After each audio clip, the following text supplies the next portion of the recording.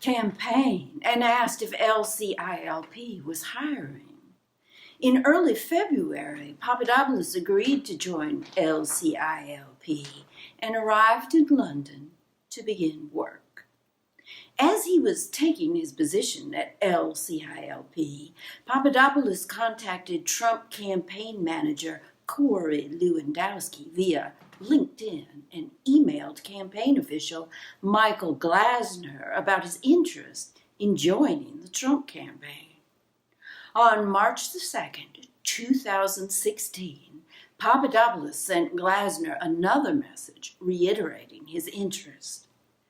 Glasner passed along word of Papadopoulos' interest to another campaign official, Joy Lutz, who notified Papadopoulos by email that she had been told by Glasner to introduce Papadopoulos to Sam Clovis, the Trump campaign's national co-chair and chief policy advisor. At the time of Papadopoulos' March the 2nd email, the media was criticizing the Trump campaign for lack of experienced foreign policy or national security advisors within its ranks. To address that issue, senior campaign officials asked Clovis to put a foreign policy team together on short notice. After receiving Papadopoulos' name from Lutz, Clovis performed a Google search on Papadopoulos, learned that he had worked at the Hudson Institute, and believed that he had credibility on energy issues. On March the 3rd, 2016, Clovis arranged to speak with Papadopoulos by phone to discuss Papadopoulos joining the campaign as a foreign policy advisor. And on March the 6th, 2016, the two spoke. Papadopoulos recalled that Russia was mentioned as a topic, and he understood from the conversation that Russia would be an important aspect of the campaign's foreign policy. At the end of the conversation, Clovis offered Papadopoulos a role as a foreign policy advisor to the campaign, and Papadopoulos accepted the offer. B. Initial Russian-related contacts.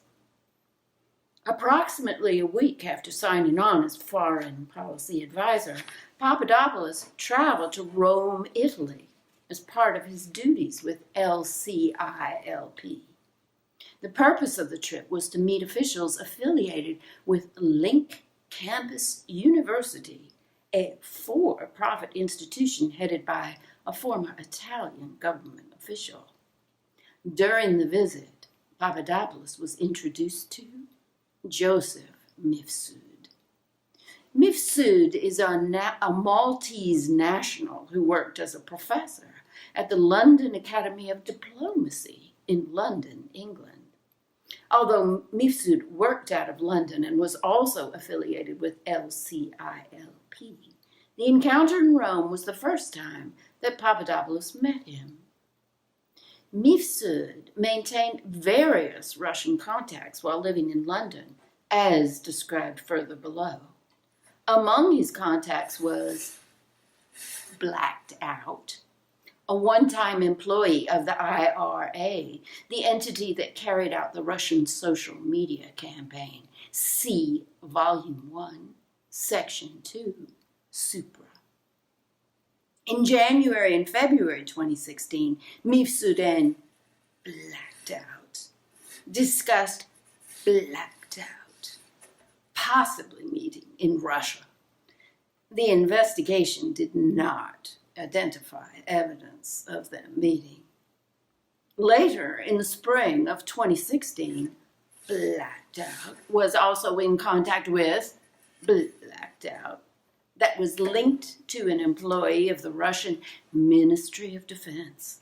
And that account had overlapping contacts with a group of Russian military-controlled Facebook accounts that included accounts used to promote the DCL leaks releases in the course of the GRU's hack and release operations. See Volume 1, Section 3B1,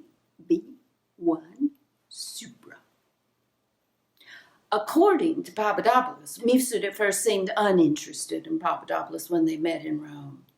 After Papadopoulos informed Mifsud about his role in the Trump campaign, however, Mifsud appeared to take greater interest in Papadopoulos.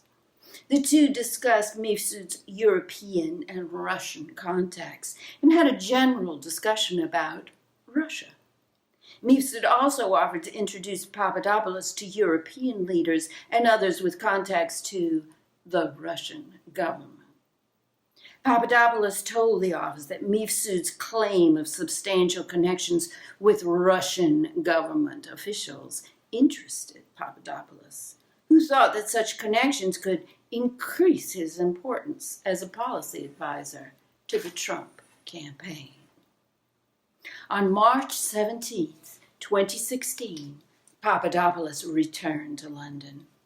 4 days later, candidate Trump publicly named him as a member of the Foreign Policy and National Security Advisory Team chaired by Senator Jeff Sessions, describing Papadopoulos as an oil and energy consultant and an excellent guy. On March the 24th, 2016, Papadopoulos met with Mifsud in London. Mifsud was accompanied by a Russian female named Olga Polinskaya. Mifsud introduced Polinskaya as a former student of his who had connections to Vladimir Putin. Papadopoulos understood at the time that Polinskaya may have been Putin's niece, but later learned that this was not true. During the meeting, Polinskaya offered to help Papadopoulos establish contacts in Russia and stated that the Russian ambassador in London was a friend of hers. Based on this interaction, Papadopoulos expected Mifsud and Polinskaya to introduce him to the Russian ambassador in London, but that did not occur.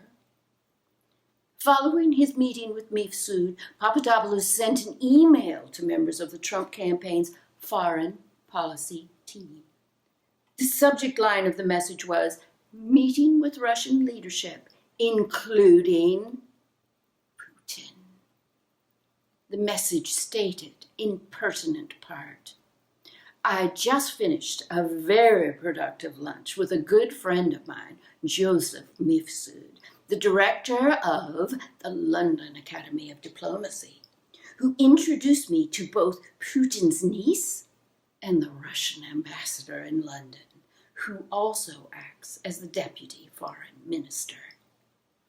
Footnote 428. Papadopoulos' statements to the campaign were false. As noted above, the woman he met was not Putin's niece. He had not met the Russian ambassador in London, and the ambassador did not also serve as Russia's deputy foreign minister. The topic of the lunch was to arrange a meeting between us and the Russian leadership to discuss U.S.-Russia ties under President Trump. They are keen to host us in a neutral city or directly in Moscow. They said the leadership, including Putin, is ready to meet with us and Mr. Trump, should there be interest, waiting for everyone's thoughts on moving forward with this very important issue.